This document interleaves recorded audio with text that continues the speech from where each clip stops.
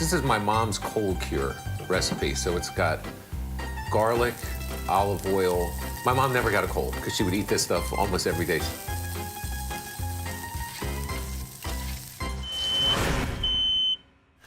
I guess dinner's ready. Once a month, I invite my comedian friends to bring over a homemade dish and a great story, and we hang out in my kitchen. I'm DC Benny. Welcome to Comedy Kitchen.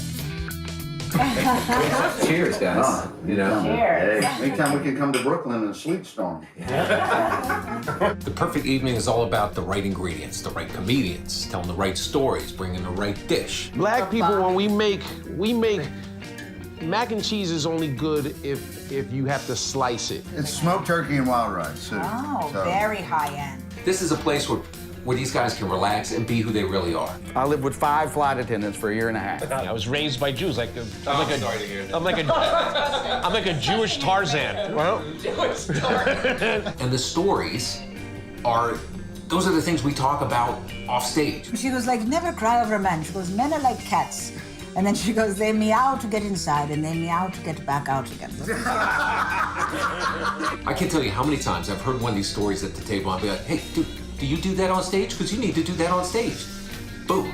Ends up being a bit. So I was so nervous. I must have sounded like a Chinese Woody Allen. Like, that's a brown rice ball with the umeboshi plum and seaweed wrapped around. You see, I'm a very strict vegetarian. I'm what you call a Hasidic, Orthodox, macrobiotic vegetarian. It's like a bunch of jazz musicians just riffing. Somebody tells a story. This guy jumps in with a tag. This guy jumps in with a tag. Sex is like a quick little investigation of the body, you know? Like, it's not even really a sexual experience, just a quick investigation of each other's body. I picture, I'm like, what's an investigation? Like they write down each other's moles or something? Like, What the hell is this? Boom. It becomes its own thing. Let me tell you a story of this table, because this table right here, when I was a kid, growing up in D.C., my mother would go find stuff, just trash, and my dad would make something out of it.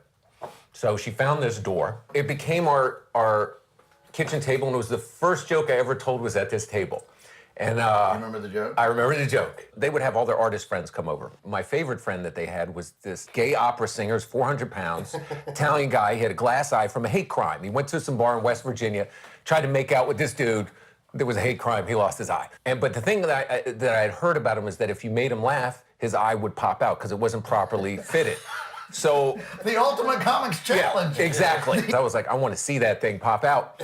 And so one night he's over there and we're talking about movies, right? And he's like, and he goes to me, he's like, and who's your favorite actress? And I was like, Clitoris Leachman, right? And he's like, ah!